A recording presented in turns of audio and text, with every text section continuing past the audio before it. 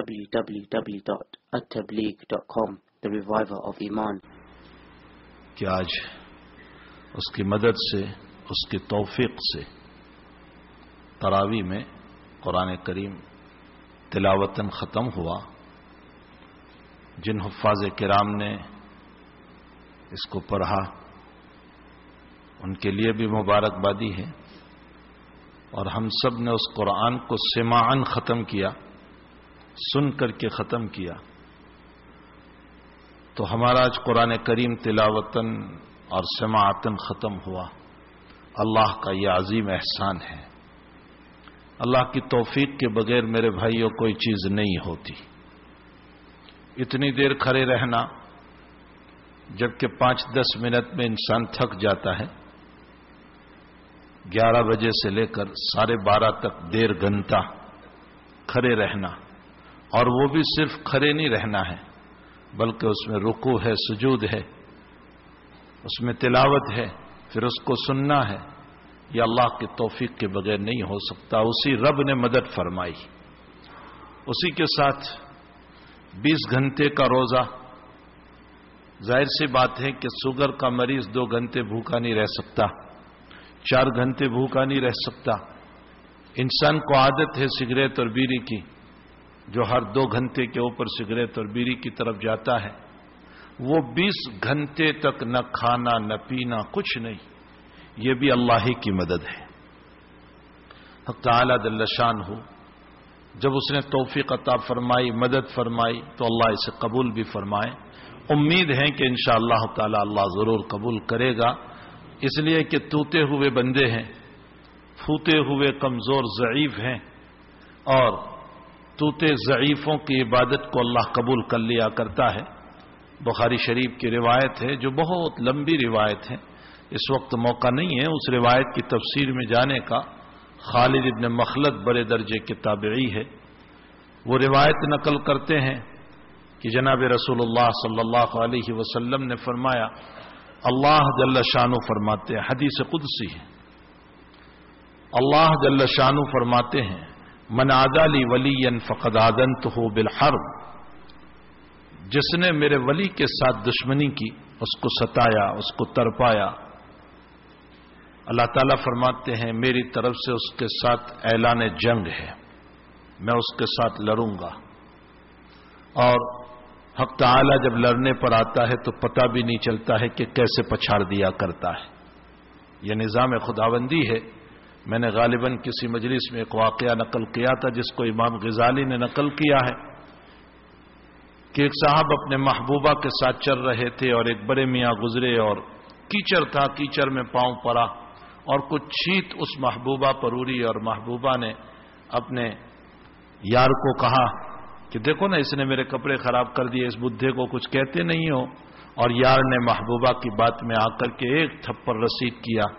بڑے میاں خاموش رہے، کچھ نہیں، چلے گئے، خاموشی کے ساتھ نکل گئے. لیکن اس کے ہاتھ کا درد شروع ہوا، اور وہ درد کہ انگلیاں کتے کتے، کوہنی تک ہاتھ کتے آ گیا. یہ امام غزالی نے احیاء میں واقعہ نقل کیا ہے کہ ہاتھ یہاں تک کتے آ گیا، لیکن درد ختم ہونے کا نام نہیں رہا ہے. بالآخر کسی ایسے حکیم کے پاس دوا کے لیے پہنچا، جو صاحب دل تھا، اللہ سے تعلق تھا اس کا. اس کے پاس جب پہنچا تو اس نے کہا پورا واقعہ مجھے بتاؤ ڈیٹیل میں پہلے. تو اس نے پورا واقعہ سنایا. تو اس پر اس صاحب دل حکیم نے کہا کسی دوا کی ضرورت نہیں ہے، جس کو تم نے مارا ہے اسی سے معافی مانگو. وہ کوئی اللہ والا ہوگا، اس کی بد دعا کا اثر ہے، جاؤ اس سے معافی مانگو، دواؤں سے کام نہیں چلے گا. بہرحال یہ گیا. میرے بھائیوں، روایتوں سے ثابت ہے، اس کو من گھڑت کہانیاں نہ سمجھو. اس لیے کہ آج کل انٹرنیٹ کی دنیا میں جا کر صحابہ کے حالات، بزرگوں کے حالات، اکابر کے حالات، تابعی کے حالات کو لوگ من گھڑت کہانیاں سمجھتے ہیں. میں نے ابھی انگلینڈ کے اندر بہت سارے جوانوں کو جمع کیا تھا. میں نے اس میں کہا کہ کیا تم ہی لوگ سچے ہو اور صحابہ جھوٹے تھے؟ تابعین، اولیاء کرام، بزرگان دین جھوٹے تھے، اور تم انٹرنیٹ کی دنیا میں سچے ہو گئے. ہم جھوٹے ہیں، وہ سب سچے تھے. ان کی زندگیاں اللہ سے جڑی ہوئی تھی، اللہ سے لگی ہوئی تھی. ان کے تعلقات رب اشعث اغبر لو اقسم علی اللہ لابرہ اللہ تعالی، پراگندہ بال پراگندہ حال، بالوں کا ٹھکانہ نہیں، کپڑوں کا ٹھکانہ نہیں، بظاہر میں غریب نظر آ رہا ہے، جس کو کوئی پوچھتا نہیں ہے، لیکن اس کا کنیکشن اللہ کے ساتھ وہ ہوتا ہے کہ وہ اس زمین پر قسم کھاتا ہے، اللہ اس کی قسموں کو پوری کرتا ہے۔ یہ نبی کریم صلی اللہ علیہ وسلم کا فرمود ہے، آپ صلی اللہ علیہ وسلم کا فرمان مبارک ہے، یہ حدیث شریف ہے جو صحیح ترین روایت ہے۔ تو میرے بھائیوں، ہمیں نہیں پتا ہے کہ کس کا دل اللہ سے جڑا ہوا ہے، کس کا تعلق اللہ کے ساتھ ہے اور کس کا دل اللہ سے لگا ہوا ہے۔ ہمیں چاہیے کہ کسی کو ایذا پہنچانے سے، تکلیف پہنچانے سے اپنے آپ کو باز رکھے۔ ضروری نہیں ہے کہ وہ ایک مرتبہ اللہ کے حبیب پاک صلی اللہ علیہ وسلم نے ایک صاحب کے باب میں فرمایا، یہ کیسا آدمی ہے؟ فرمایا حضرت یہ منگنی کرے تو کوئی لڑکی نہ دے، اس کی بات نہ سنے، یہ پیسہ مانگے تو کوئی اس کا تعاون نہ کرے، یہ کسی کے دروازے پر جائے تو لوگ اس کو حقارت کی نظر سے دیکھیں۔ اچھا، ایک دوسرے آدمی سے متعلق حضرت نے پوچھا وہ کیسا ہے؟ فرمایا حضرت دولت ہے اس کے پاس، اگر وہ جائیں اس کی بات لوگ قبول کر لیں، اس کے خطبے کو قبول کر لیں، اس کی عزت کی جائے۔ حضرت نے فرمایا اس جیسوں سے پوری دنیا بھر جائے، اس کے مقابلے میں یہ ایک جو ہے وہ اللہ کی نظر میں پیارا ہے، اس لیے کہ اس کا تعلق اور ایمان اللہ کے ساتھ لگا ہوا ہے۔ تو بہرحال ہمیں کسی کو حقیر نہیں سمجھنا چاہیے۔ اس حکیم صاحب نے کہا جا اس سے معافی مانگ۔ وہ جب اس کے پاس معافی مانگنے گیا کہ معاف کرنا میں نے آپ کو ستایا تھا اور مار دیا تھا، تو اس کا جواب سنو، امام غزالی نے نقل کیا، اس نے یہ کہا، اس بزرگ نے یہ کہا، بھائی میں نے تو تجھے کچھ کہا نہیں تھا، تم نے مار دیا، بات ختم ہو گئی، میں تو وہاں سے گزر گیا تھا، لیکن جب تم نے تیرے یار کی مدد کی تو میرے یار نے میری مدد کی، سیدھا سا مسئلہ ہے۔ تو من عادی لی ولیا فقد آذنتہ بالحرب، اللہ کہتا ہے میری طرف سے اعلان جنگ ہے، اگر تم کسی میرے نیک بندے کو ستاؤ گے، اس کو تکلیف پہنچاؤ گے، اور اللہ کی طرف سے اعلان جنگ کا مطلب تھوڑے ہی ہے کہ ملٹری اور فوج اور پولیس آ جائے گی۔ اللہ کا نظام تو ایسا ہے کہ پتہ بھی نہیں چلے گا کہ کیسے اس کو اللہ پچھاڑ دیتا ہے۔ آگے اللہ کے حبیب پاک صلی اللہ علیہ وسلم کی زبان اللہ تعالیٰ فرماتے ہیں، ان العبد یتقرب الی اللہ تعالی بالفرائض، میرا بندہ مجھ سے قریب ہوتا ہے فرائض کے ذریعے سے، فرض ادا کر کے، اور نوافل سے فرائض کی تکمیل ہوتی ہے، فرائض کی تکمیل نوافل سے ہوتی ہے۔ اس کے بعد نبی علیہ الصلوۃ والسلام کی زبان پر حق تعالی جل شانہ نے ایک اگلا جملہ جو مجھے یہاں نقل کرنا تھا، حق تعالی جل شانہ نے فرمایا ما ترددت فی شیء ترددت فی موت المؤمن، فرماتے ہیں اللہ تعالی مجھے کسی چیز میں تردد نہیں ہوتا، کروں نہ کروں، کروں نہ کروں، اس کو تردد کہتے ہیں، مجھے کسی چیز میں تردد نہیں ہوتا، لیکن مومن کی روح کو قبض کرنے میں تردد ہوتا ہے۔ کیا مطلب اس کا؟ یعنی یہ مومن بندہ دنیا میں رہ کر کچھ محبت کر بیٹھا ہے اس دنیا سے، بہرحال مومن ہے لیکن تعلق تو ہر ایک کو ہو ہی جاتا ہے، کچھ نہ کچھ تعلق رہتا ہے۔ فرمایا اس کو دنیا سے کچھ محبت ہو چکی اور میں اس کو موت کے ذریعے اس سے جنت دینا چاہتا ہوں، لیکن اچانک میں اس کی روح کو کھینچوں گا تو اس صورت میں اس کو تکلیف ہوگی، میں اپنے مومن کو اتنی بھی تکلیف دینا نہیں چاہتا۔ تو اللہ کہتا ہے میں کیا کرتا ہوں، اس کو بیمار کرتا ہوں، اچھا کرتا ہوں، بیمار، اسی کو تردد سے تعبیر کیا، بیمار صحت، بیمار صحت، یہاں تک کہ بندہ خود ہی کہہ لیتا ہے اللہ اب مجھے اٹھا لے، بہت ہو گیا۔ جب یہ تیار ہو گیا تو اللہ کہتا ہے اب میں اس کو اٹھا لیتا ہوں۔ یہ تفسیر حضرت شیخ رحمت اللہ علیہ نے فرمائی ہے بڑی جامع۔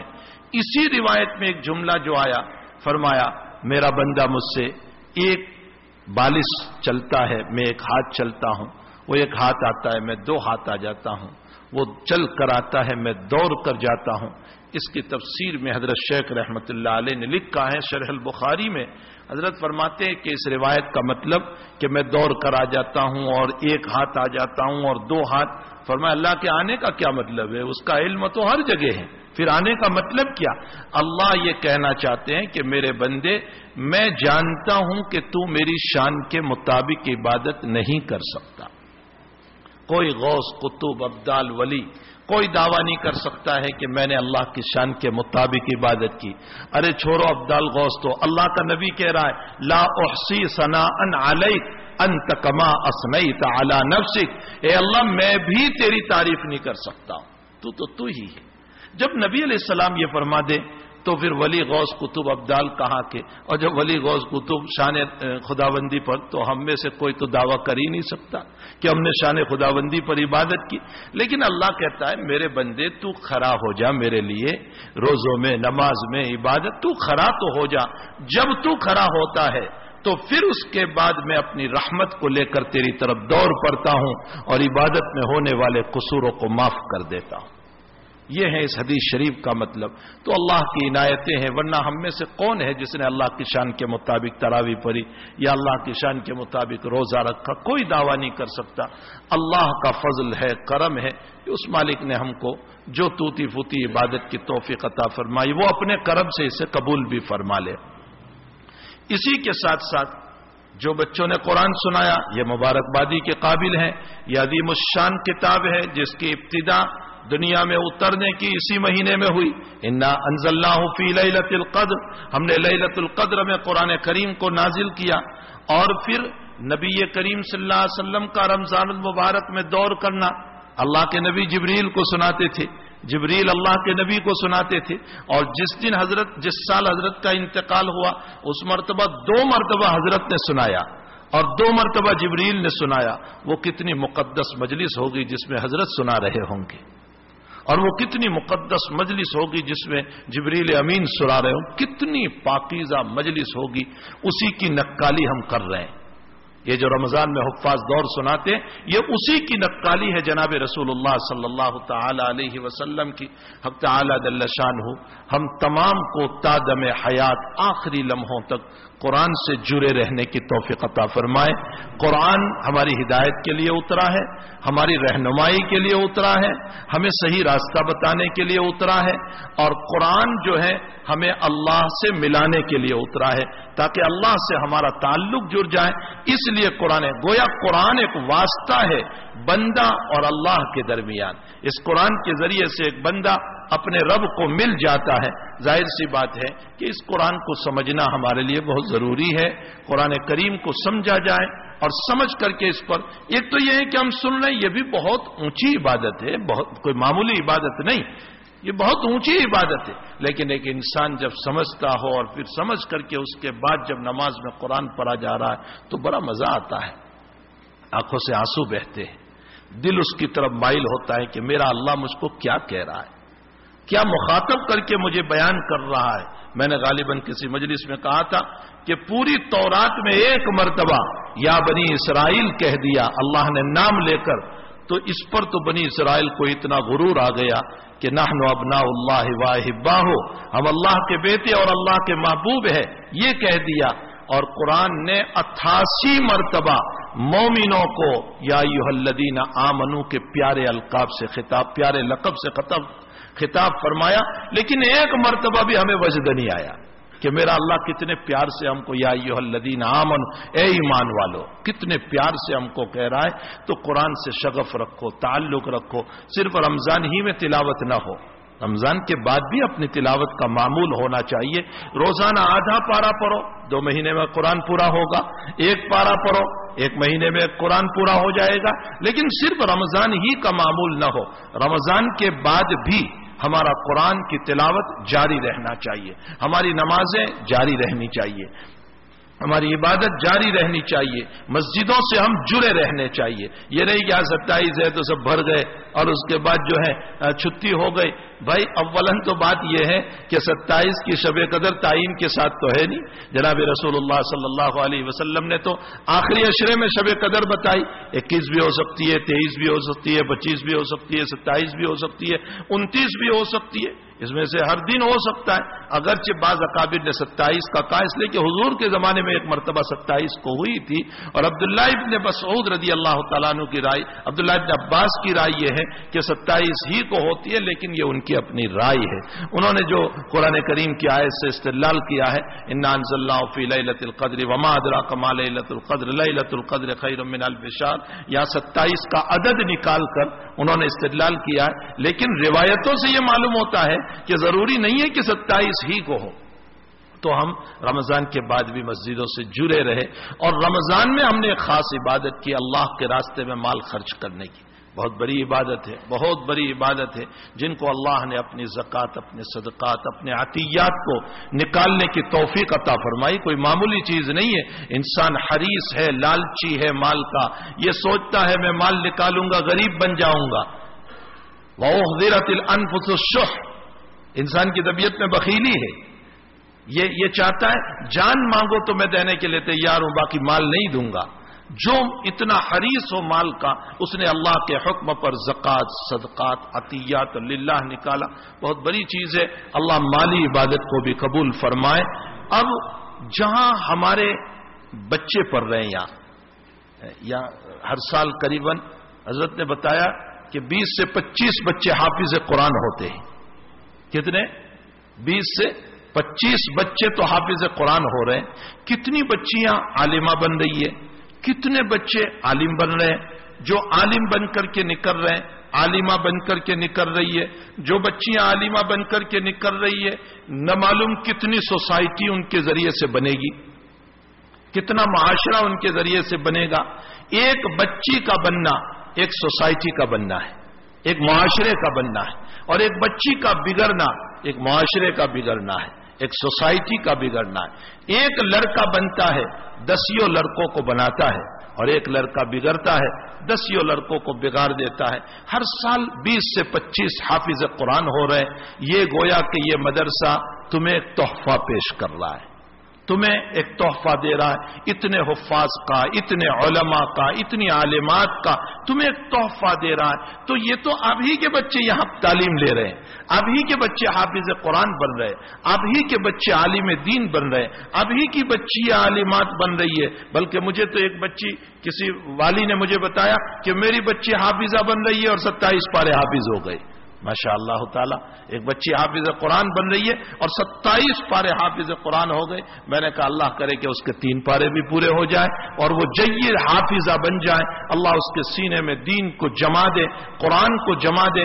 تو یہ مدرسہ جو یہاں چل رہا ہے، اس میں علماء صلحاء پیدا ہو رہے ہیں، دین کے دائی تیار ہو رہے ہیں، حفاظ کرام تیار ہو رہے ہیں، قرآن کو سنا۔ یہ بچے جو قرآن پڑھیں، اس میں سے کتنے بچے یہیں حافظ ہوئے ہوں گے جو آج ہمیں قرآن سنا رہے، محراب سنا رہے، تراویح میں یہ بچے پڑھ رہے ہیں۔ کتنا بہترین قرآن پڑھ رہے ہیں، جس سے ہمارا جی لگ رہا ہے۔ تو اب ہمارا فرض بنتا ہے کہ ہمیں چاہیے کہ اپنی اولادوں کی تربیت کے لیے اپنی گھاری کمائی کو خرچ کریں۔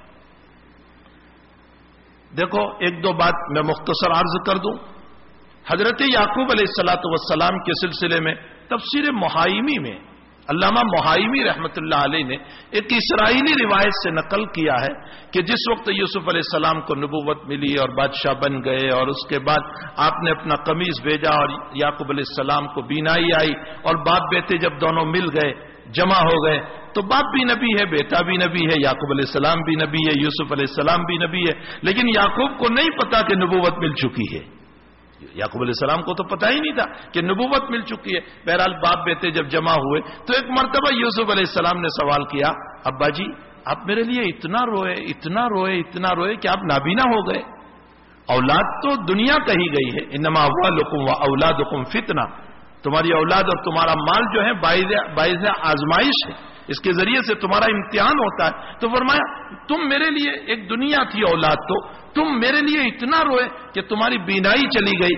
تو یعقوب علیہ السلام کا جواب سنو جو علامہ محایمی میں لکھا ہے۔ فرمایا یعقوب علیہ السلام نے جواب دیا کہ بیٹے تیرے گم ہونے پر میں نہیں رویا، تیرے لیے نہیں رویا تھا، لیکن جب تو گم ہو گیا تو مجھے سب سے بڑی فکر یہ ہوئی کہ دنیا کفر سے بھری ہوئی ہے، تو ایمان پر باقی رہے گا بھی یا نہیں رہے گا، کہیں تیرا ایمان نہ چلا جائے، تیرے ایمان کو لٹیرے لوٹ نہ لے۔ تو میں تیرے ایمان میں رویا تھا، نہ کہ تیرے گم ہونے پر رویا۔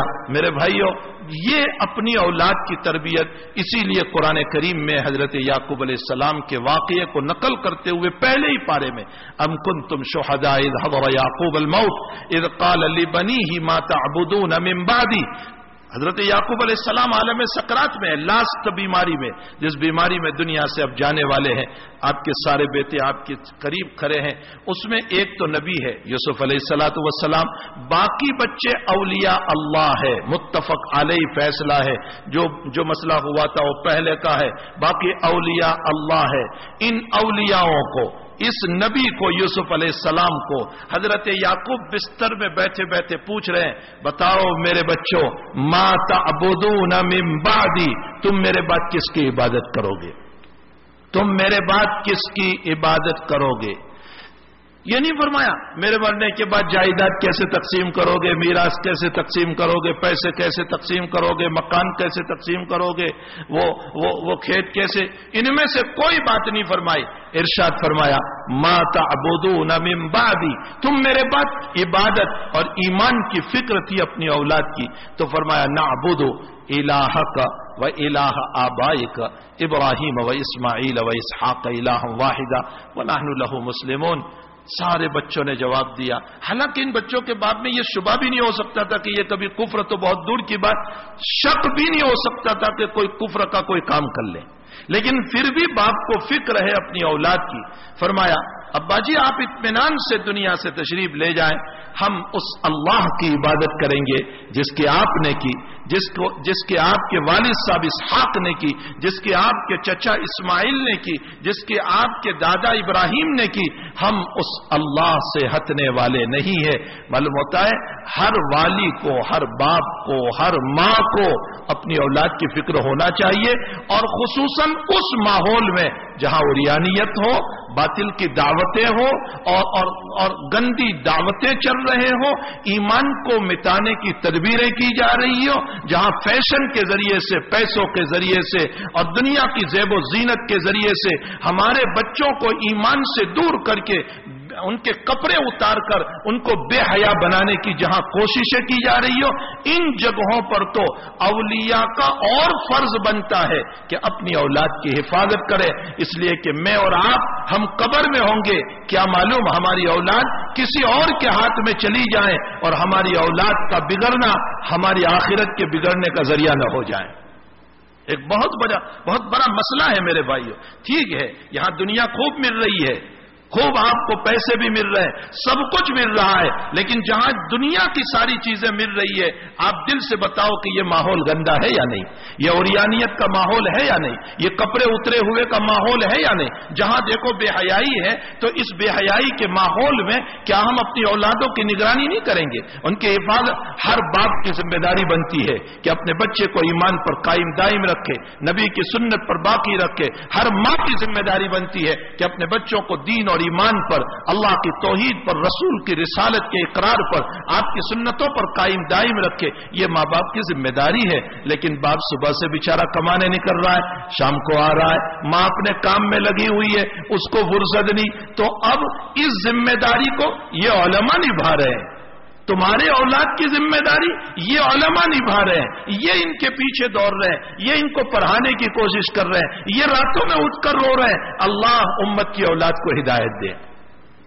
یہ علماء رو رہے ہیں اے اللہ ان بچوں کو صحیح رہنمائی کر، یہ راتوں میں بچوں کو لے کر بیٹھ رہے ہیں، کیا کوئی تنخواہ آپ دے رہے ہو ان کو راتوں میں رونے کی، ان کی بیداریوں کی؟ کچھ نہیں ہے، لیکن اس لیے کہ جب اس عالم نے اپنے اوپر ایک لبادہ لگایا ہے، ایک عنوان لگایا ہے کہ میں وارث نبوی ہوں، تو پھر یہ علماء نبی کے غم میں بھی نبی کے وارث، نبی کے آنسو میں بھی نبی کے وارث، نبی کے درد میں بھی نبی کے وارث، نبی کے قرن میں بھی نبی کے وارث، اور نبی طائف میں رو کر امت کے لیے معافی مانگ رہا ہے، تو یہ علماء نائب بن کر وارث نبوی بن کر یہ بھی راتوں میں امت کے لیے رو رہے ہیں کہ اللہ ہدایت عطا فرما۔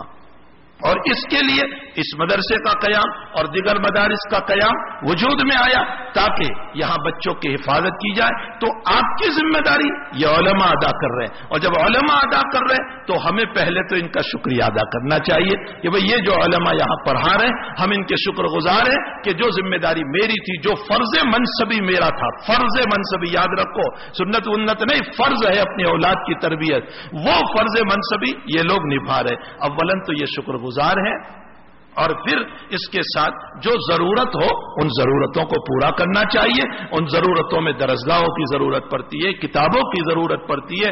اس کے لیے ایک مدرسہ چلانے کے لیے بہت ساری چیزوں کی ضرورت پڑتی ہے. ان ضرورتوں کو مد نظر رکھتے ہوئے بھرپور تعاون کرنا چاہیے. اس لیے کہ مسجد تو ہم نے بڑی شاندار بنا دی ہے, لیکن اس میں نماز پڑھنے والوں کے اوپر محنت نہ ہوئی تو کہیں ایسا نہ ہو کہ مسجدیں خالی پڑی ہوئی ہوگی. ان مدارس کا قیام اسی لیے ہوا تاکہ نماز پڑھنے والے مل جائیں اور صحیح دین پر چلنے والے مل جائیں. کل ہم قبر میں پہنچیں گے, اگلی نسلوں کی حفاظت کے لیے یہی مدارس ہے, یہ ریڑھ کی ہڈی ہے, یہ مضبوط ہوں گے انشاءاللہ ہماری اولاد بگڑ نہیں سکتی. اس کے لیے ضرورت ہے ان مدرسوں کو پانی پہنچانا. پانی پہنچانے کا طریقہ اللہ نے ہم کو دولت دی ہے تو, اور یہ دولت جو آپ کی خرچ ہوگی یہ آپ ہی کی اولاد پر خرچ ہونے والی ہے, آپ ہی کی اولاد کی ضرورتوں کو پورا ہونا ہے. اللہ جل شانہ ہم تمام کو اس ادارے کے لیے مالی اور جانی جس طرح کا ہمارے سامنے تقاضا ہو اللہ ان تقاضوں کو پورا کرنے کی توفیق عطا فرمائے. اللہ تعالیٰ ان علماء کو جزائے خیر عطا فرمائے کہ جو امت کی فکروں میں رو رہے ہیں, ان کی تربیت میں مست ہے. صبح سے شام تک بہت سارے علماء ان کتابوں کو پڑھاتے ہیں. کتابیں ہم جانتے ہیں کہ کتابیں جلدی پوری نہیں ہوتی. ہمارا بھی حال یہ ہوتا ہے کہ جب آخری ایام چلتے ہیں, جب رجب سے پہلے جمادی الاخری کے حالات ایام چلتے ہیں تو صبح 1 بجے تک سبق ہو رہا ہے, جبکہ مدرسے کی 11:15 بجے چھٹی ہو جاتی ہے. مغرب سے عشاء سبق ہو رہا ہے, عشاء کے بعد سبق ہو رہا ہے, وقت پر وقت. حالانکہ یہ خارج میں پڑھانے والے ان غریبوں کو پوچھو کوئی 5 پیسہ دیتا ہے, بلکہ اوپر سے یہ کہتے ہیں کہ کیا ضرورت پڑی خارج میں پڑھاتے ہیں. ارے تم کیا سمجھو گے خارج میں کیا پڑھاتے ہیں؟ بخاری شریف, ترمذی, ابو داؤد, نسائی, ابن ماجہ, یہ کھیل تھوڑے ہی ہے. یہ وہ کتابیں ہیں کہ جس کے اندر عرق ریزی ہوتی ہے, جس کے اندر سینہ گھٹ جاتا ہے, دماغ پک جاتا ہے. ایک طالب علم کو حدیث سمجھانا, اللہ کے نبی کا مفہوم سمجھانا, پھر اس کا مسئلہ سمجھانا, پھر اس کے دلائل دینا, اور دلائل کو دے کر کے اللہ کے نبی کی روایت سے واشغاف کرنا اور اس کو مطمئن کر دینا, یہ کوئی معمولی کام تھوڑا ہے. پھر اس پر اس کا اشکال ہوتا ہے, پھر اس کا جواب دیا جاتا ہے. تو یہ رات دن کا ایک کام ہے جو اللہ تعالیٰ نے دیا ہے. آپ کچھ نہیں کر سکتے ہو تو جانی مالی قربانی تو دے سکتے ہیں. اس لیے اس ادارے کو مزید پانی پہنچانے کے لیے اور ترقی دینے کے لیے آپ کی جان اور مال کی ضرورت ہے. آپ دل کھول کر کے ہمارے سامنے جو تقاضا ہے ان تقاضوں کے اوپر ہم قربانی دینے والے بنے. اللہ جل شانہ ہم تمام کو اپنے جان اور مال سے دین کے خاطر قربانی کی توفیق عطا فرمائے. وصلی اللہ علی النبی الکریم.